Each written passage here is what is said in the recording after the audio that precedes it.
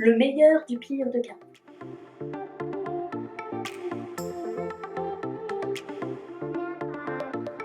On se retrouve aujourd'hui pour une nouvelle vidéo et aujourd'hui je vais vous confier toutes ces petites choses qui faisaient que Caroline était une enfant charmante, drôle et qui aurait mieux valu qu'elle se taise en fait. Je vais vous montrer à quel point déjà petite j'étais un petit peu chiante.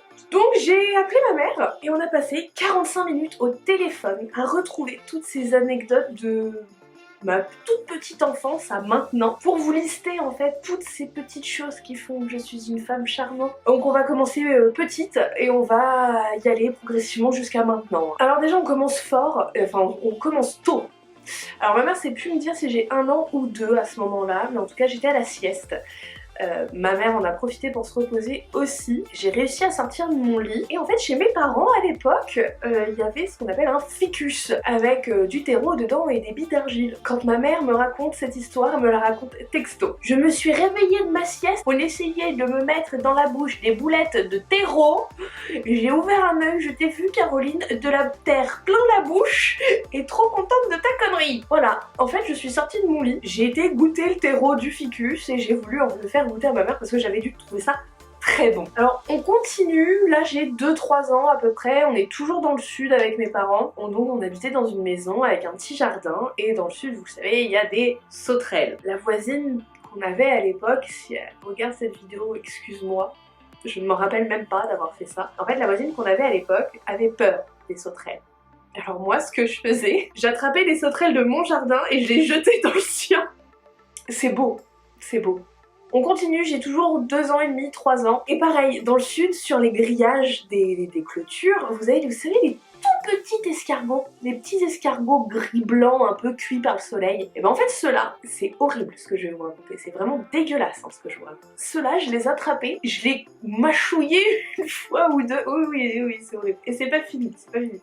Je les mâchouillais une fois ou deux et j'allais dans la salle chez mes parents et je les crachais sur la table. Je sais pas pourquoi je faisais ça. Je crois qu'on a un problème avec les escargots dans la famille, puisque Chloé, elle, petite, faisait un élevage d'escargots. Bref, donc oui, je mâchouillais une fois ou deux l'escargot, donc on voyait bien la coquille de l'escargot et j'allais cracher ça sur la table de salle à manger de mes parents. Là, j'ai 3 ans, on est sûr, on est dans une bijouterie avec mes parents et il y a du monde dans la bijouterie. On fait la queue et je regarde autour de moi comme tous les enfants de 3 ans et je vois un homme noir. Je dis à ma mère, non, un monsieur tout noir. Elle me dit, oui Caroline, c'est bon, c'est pas grave, il a le droit d'être noir, c'est bon.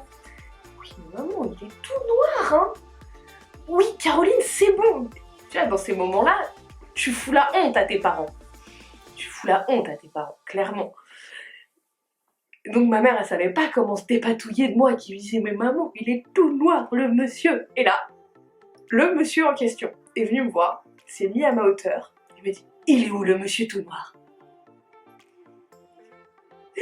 Je crois que ça s'est fini, que je me suis cachée dans les jupes de ma mère et que ma mère savait pas où se foutre. Ça annonçait déjà la couleur que Caroline avait pas sa langue dans sa poche, clairement. Ah, toujours 3-4 ans, hein, oui, comme je vous dis, j'en ai fait un paquet.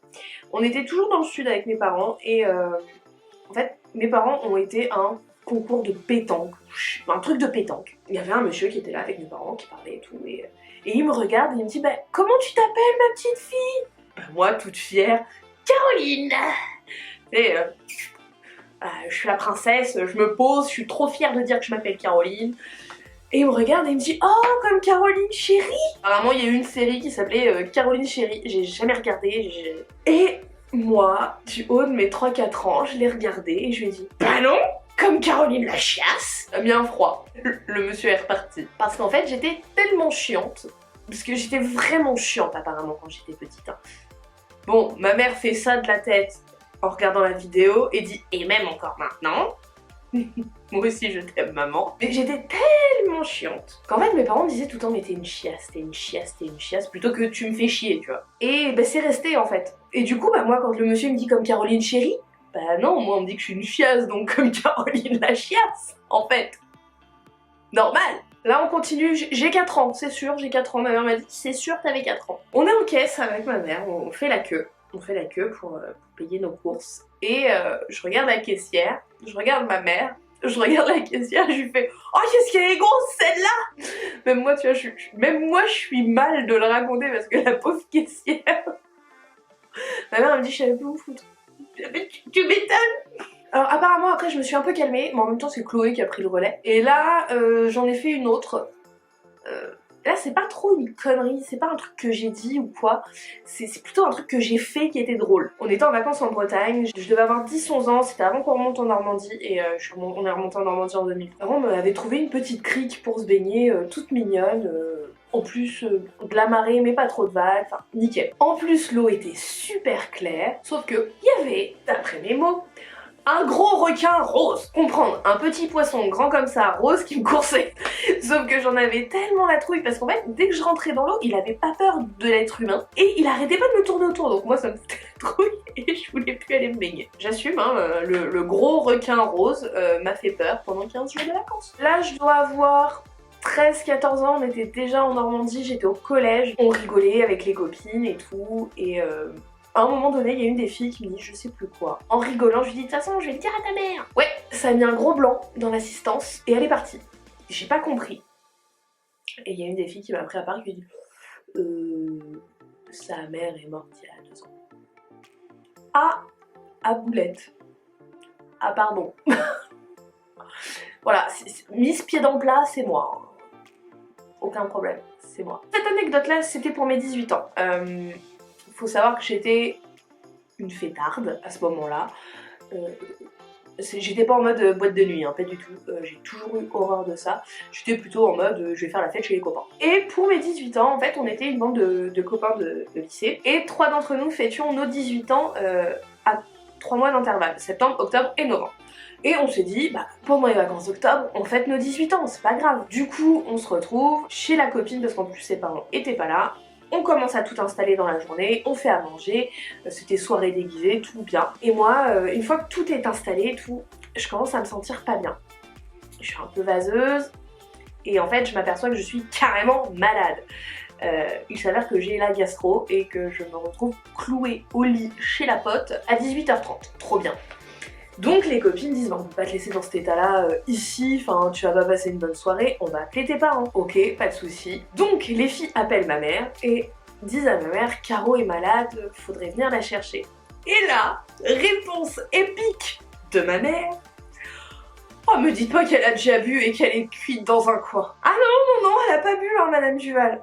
En fait, Caro, elle a la gastro. Pour mes 25 ans, je les ai fait en salle des fêtes. Donc j'ai invité toute la famille que je vois pas souvent, dont ma cousine. Je pense que si elle regarde cette vidéo, elle va comprendre. Et elle nous présente son chéri. Et là, je la regarde, je suis bah, oui, bah oui, on s'est déjà rencontrés. Elle me fait, non, non. Je dis, bah si, chez ta mère, l'autre jour et tout. Enfin, l'autre jour, il y a peut-être au moins 6 mois, 1 an. Elle me fait, non, non. Je dis, bah si, pourtant, il y avait bien un garçon avec toi. Elle me fait, c'était pas lui. Ah. Ah bah non, bonjour alors. Ravie.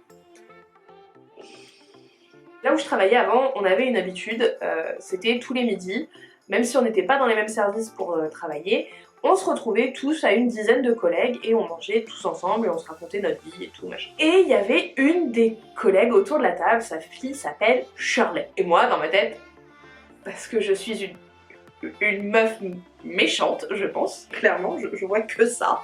Dans ma tête, à chaque fois qu'elle parlait de sa fille Shirley, dans ma tête, ça faisait « Et Dino !» Hein, de Shirley et Dino.